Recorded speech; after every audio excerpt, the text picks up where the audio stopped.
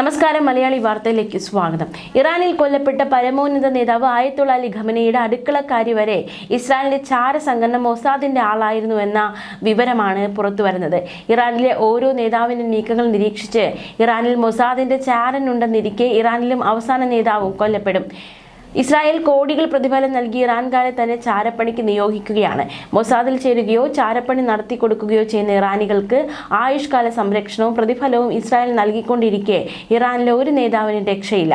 ഖമേനിയുടെ അടുക്കളക്കാരി മാത്രമല്ല, പൂന്തോട്ടക്കാരൻ വരെ മൊസാദിന്റെ ആളായിരുന്നു എന്നതടക്കമുള്ള വിവരങ്ങളാണ് നമുക്ക് ഈ ഇന്റർനാഷണൽ മീഡിയയിൽ നിന്നൊക്കെ മനസ്സിലാക്കാൻ സാധിക്കുന്നത്. കഴിഞ്ഞ ദിവസം സുരക്ഷാ കൗൺസിൽ മേധാവി അലി ലാരിജാനിയെ വധിച്ചതും ഇത്തരത്തിലാണ്. രാജ്യത്തിന്റെ പ്രതിരോധ സുരക്ഷാ നയതന്ത്ര സംവിധാനങ്ങളുടെ ബുദ്ധി കേന്ദ്രമായിരുന്ന ലാരിജാനി മകനോടൊപ്പം ടെഹ്റാനിലുള്ള മകളുടെ വീട്ടിലെത്തിയതായി അയൽവാസിയായ ചാരൻ മൊസാദിനെ അറിയിച്ചു. തുടരെ രഹസ്യ താവളങ്ങൾ മാറിക്കൊണ്ടിരുന്ന ലാരി ഹരി മകളുടെ വീട്ടിലെത്തിയെന്ന് അറിഞ്ഞതോടെ ഇസ്രായേൽ വ്യോമസേന വീടിന് മുകളിലെത്തി മാരക ബോംബ് വർഷിക്കുകയായിരുന്നു. ഇറാനിലെ നേതാക്കന്മാരെ മാത്രമല്ല, മതപുരോഹിതന്മാരെ വരെ വശീകരിക്കാൻ മൊസാദ് വനിതകളായ ഒട്ടേറെ ചാരന്മാരെ നിയോഗിച്ചിട്ടുണ്ട്. ഇത്തരത്തിൽ കിടപ്പറ പങ്കിടാനും വിവരങ്ങൾ ചോർത്താനും വരെ ചാരന്മാർ ഏറെ പേരുണ്ട്.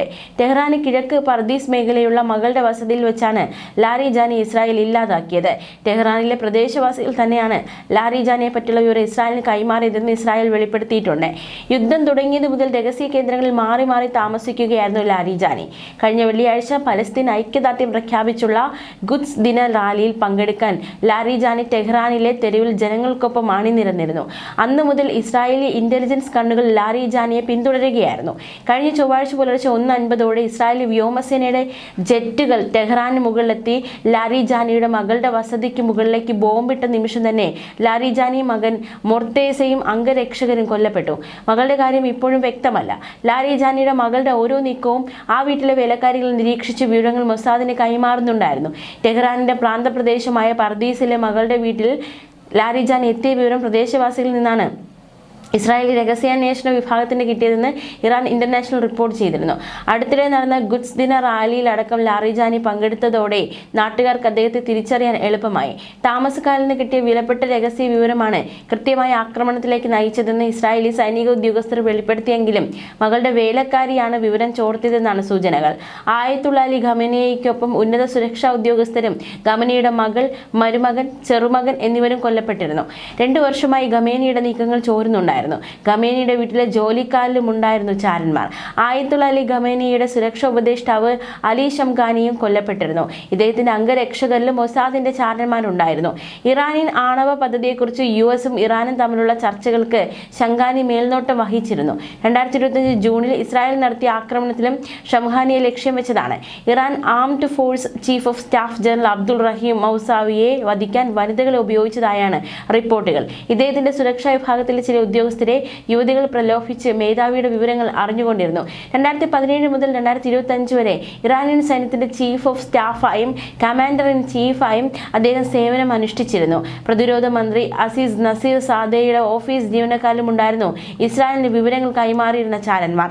ഇറാന്റെ തന്ത്രപ്രധാനമായ ഓരോ ഓഫീസിലെ നീക്കങ്ങൾ ചോർത്താൻ പാകത്തിലുള്ള ചാരന്മാരെ മൊസാദ് നിയോഗിച്ചിട്ടുണ്ട്. മൊസാദിനൊപ്പം ചേരുന്ന ഇറാനികൾക്ക് വിദഗ്ധമായ പരിശീലനം നൽകും. ഒരിക്കലും പിടിക്കപ്പെടാതിരിക്കാനുള്ള സുരക്ഷയും ഇസ്രായേൽ ഒരുക്കി കൊടുക്കും. മൊസാദ് ചാരന്മാരാൽ തങ്ങൾ വലയം ചെയ്യപ്പെട്ടിരിക്കുകയാണെന്ന് ഇറാൻ നേതൃത്വവും സമ്മതിക്കുന്നുണ്ട്.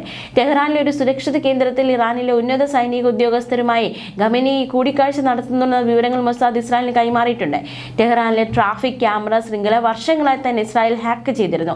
ഈ ക്യാമറകളിലൂടെ ഖമേനിയുടെ സുരക്ഷാ ഉദ്യോഗസ്ഥരുടെ വാഹനങ്ങൾ എവിടെയാണ് പാർക്ക് ചെയ്തിരിക്കുന്നതെന്നും അവരുടെ ദിനചര്യകളും നിരീക്ഷിക്കാൻ ഇസ്രായേലിന് കഴിഞ്ഞു.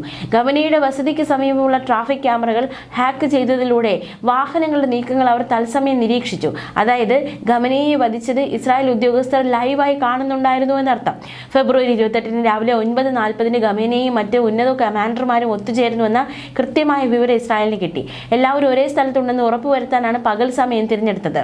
സുരക്ഷാ വാഹനങ്ങൾ എവിടെയാണ് പാർക്ക് ചെയ്തിരിക്കുന്നതെന്നും അദ്ദേഹം ഏത് കെട്ടിടത്തിനുള്ളിലേക്കാണ് പ്രവേശിച്ചതെന്നും തത്സമയം കണ്ട് ഉറപ്പുവരുത്തിയ ശേഷമാണ് മിസൈലുകൾ തൊടുത്തത്. ആക്രമണത്തിന് ശേഷം ഇറാനിലെ ഉന്നത ഉദ്യോഗസ്ഥർ തമ്മിൽ നടത്തിയ സംഭാഷണങ്ങളുടെ ശബ്ദരേഖകളും മൊസാദ് ചോർത്തി. ഇതിലൂടെയാണ് പരിക്കേറ്റ മുജ്തബ ഖമേനി രക്ഷപ്പെട്ടതിനെ കുറിച്ചുള്ള വിവരങ്ങൾ അവർ അറിഞ്ഞത്. കൃത്യമായ വിവരം ചോർത്തി നൽകിയത് ഖമനയുടെ സന്തത സഹചാരിയായ മിലിറ്ററി കമാൻഡർ ആണെന്ന് വരെ പറയപ്പെടുന്നു. മൊസാദിന്റെ ചാരന്മാർ ഇറാന്റെ സൈനിക കേന്ദ്രങ്ങളിലും ആണവ പദ്ധതികളിലും വരെ നുഴഞ്ഞു കയറിയിട്ടുണ്ടെന്ന് ഇറാൻ ഉന്നത ഉദ്യോഗസ്ഥർ വരെ സമ്മതിച്ച കാര്യമാണ്. മൊസാദിനെ തടയാൻ ഇറാൻ രൂപീകരിച്ച യൂണിറ്റിന്റെ തലവൻ പോലും ഇസ്രായേലിലെ ചാരനായിരുന്നുവെന്ന് മുൻ Iran president Mahmoud Ahmadi Nejad വെളിപ്പെടുത്തിയിട്ടുണ്ട്. ഇദ്ദേഹം വഴിയാണ് ഇറാന്റെ ആണവ രഹസ്യങ്ങൾ ഇസ്രായേലിലേക്ക് ചോർന്നിരുന്നത്. 2018 തെഹ്റാനിലെ അതീവ സുരക്ഷയുള്ള ഗോഡൌണിൽ നിന്ന് 50,000-ൽ പരം പേജുകളുള്ള ആണവ രഹസ്യങ്ങൾ മൊസാദ് മോഷ്ടിച്ച് ഇസ്രായേലിലേക്ക് കടത്തിയിരുന്നു. ന്യൂസ് ഡെസ്ക് മലയാളി വാർത്ത.